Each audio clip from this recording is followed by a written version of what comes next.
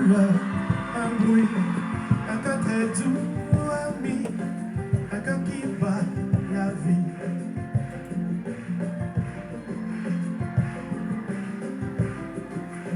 Je voudrais m'arrêter sur ce bonheur qui m'est donné, cette force qui jaillit de sa fragilité, finit par te m'étonner.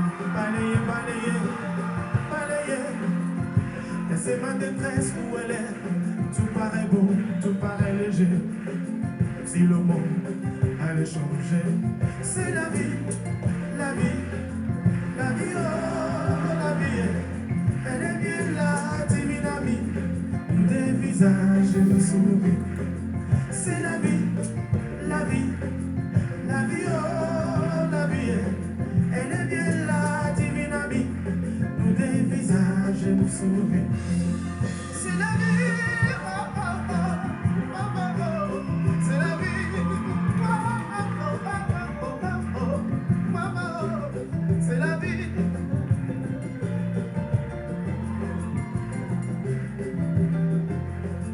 Une caresse, une joie, un sourire, une voix, une main tremblante et moi, une âme qui vit de toi.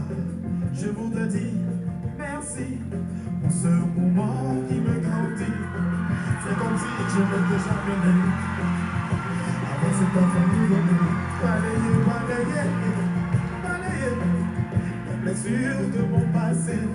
Tout paraît beau, tout paraît léger. Si le monde a changé, c'est la vie, la vie, la vie, oh, la vie. Elle est bien là, divine amie. Et oui, c'est la vie. Elle est bien là, divine amie. Chers compatriotes, c'est votre frère, Victor Kiwongo. Je suis encore venu vers vous, cette fois-ci rechercher la plénitude de votre amour, avec la dernière boule puante de l'année 2016. Mes chers compatriotes, nous allons rentrer dans cette année 2017 avec une grande consolation.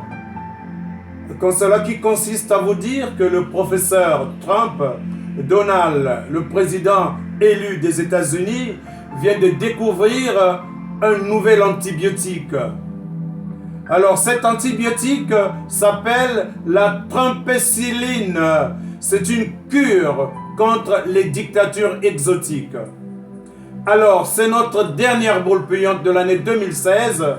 Nous allons donc commenter avec une joie express cette découverte médicinale qui consistera à soigner les types de cancers que porte Sassou Nguesso, Kiki Sassou, Jean-Dominique Okemba et toute la bande de sauvages, des barbares qui terrorisent les populations au Congo-Brazzaville.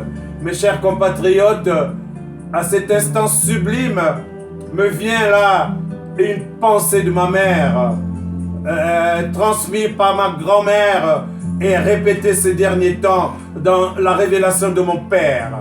Une pensée qui suppose qu'un enfant peut jouer avec les seins de sa mère, mais jamais, jamais avec les testicules de son père.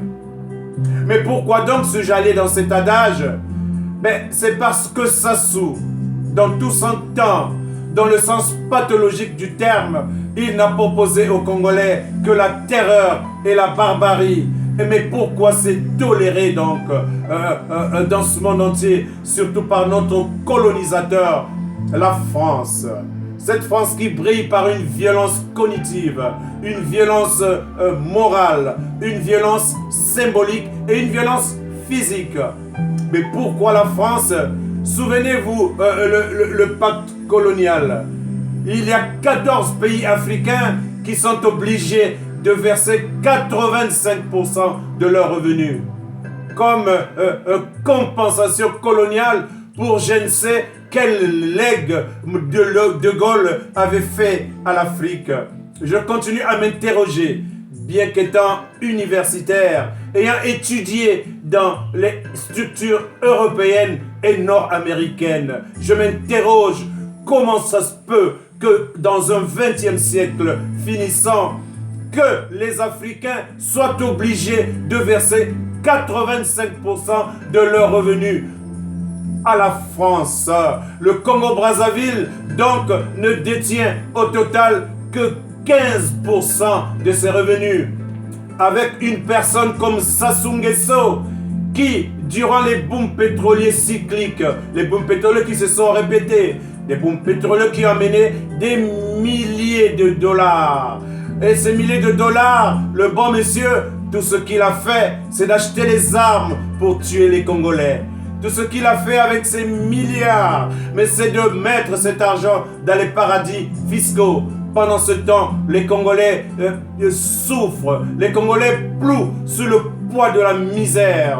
Sassou est taxé avec sa bande des fautes aggravées par les crimes de sang, par les crimes économiques, par les crimes financiers, par les crimes éducatifs.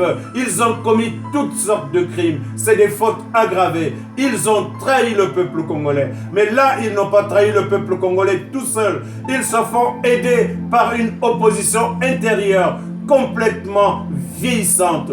Une opposition qui est resté au pouvoir en même temps que Sassou. Ils ont géré avec Sassou. Ils se sont dédiés. On peut comprendre qu'il existe le divorce dans la vie. Mais quand on a divorcé, il faut divorcer totalement. Vous ne pouvez pas avoir un pied supposément à l'opposition et l'autre pied avec Sassou Nguesso. Il vaut mieux que vous vous déclarez et que tout le monde sache que vous êtes des traîtres. Que tout le monde sache que vous êtes des cancres, chers compatriotes, mais je ne peux pas faire des caresses à nos compatriotes de l'intérieur qui pourtant ont commencé une bonne réflexion avec Jean-Marie Moukoko. Ils nous ont sorti le conseil technique électoral. Ils n'ont même pas été capables de soutenir leurs propres résultats. Ils se sont murés dans la peur. D'accord, Sassou Nguesso a les armes. Sassou Nguesso a tout. Sassou Nguesso devrait retourner ses armes sur vous. Nous le savons. Et toi, par exemple, je vais aller chercher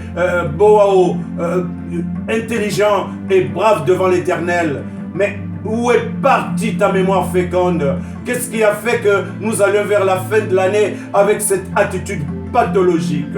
Je m'en vais regarder également ce qu'on appelle diaspora. Alors là, je me sens vraiment insulté dans mon intelligence. Dans cette diaspora, il y a une jeunesse efficace, une jeunesse qui est en quête de solutions, une jeunesse qui veut délivrer le Congo-Brazzaville, une jeunesse qui arrive avec une nouvelle dynamique. Personne ne peut arrêter cette dynamique.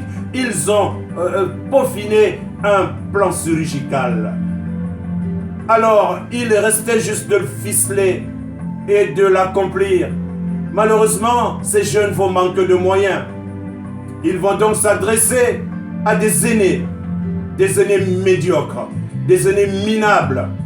Et j'ai été parmi les personnes consultées pour apporter un pécule pour réaliser ce plan chirurgical. Malheureusement, au niveau de la France, où la trahison est devenue une monnaie de change, des personnes qui ont un pied à Brazzaville et un pied en France précisément, ils se taillent le luxe de se sentir supérieurs aux autres. Ils ont même pris la responsabilité de surseoir le plan chirurgical mis en branle par les jeunes pour finalement aller délivrer le peuple congolais. Non, ils ont décidé de le surseoir parce que c'est eux qui ont l'argent. Nous avons tenté de contacter une personne comme Okombi Salissa par le truchement de ces intermédiaires. Enfin, ceux-là qui se proclament intermédiaires politologues. Nous l'avons consulté dans le but d'aider à réaliser cette opération chirurgicale. Malheureusement, à ce niveau, nous n'avons pas eu de suite. Nous n'avons eu pour réponse que la trahison. Trahison qui consistait à ce que les petits, dans la recherche de la solution, ils sont venus jusqu'au Canada. Ils ont consulté un Canadien qui, vous connaissez très bien, un Canadien que je ne citerai pas. Vous allez me le reprocher, mais l'esprit me dit de ne pas citer son nom. Mais il est au Canada. C'est lui qui a amené l'autre qui s'est dédié, qui demande l'aide de Sassou et de Kiki pour pouvoir arranger la population du pôle. Ce canadien est lié à Frédéric Toumi, le seul résistant qui met en branle toutes les stratégies de Sassou.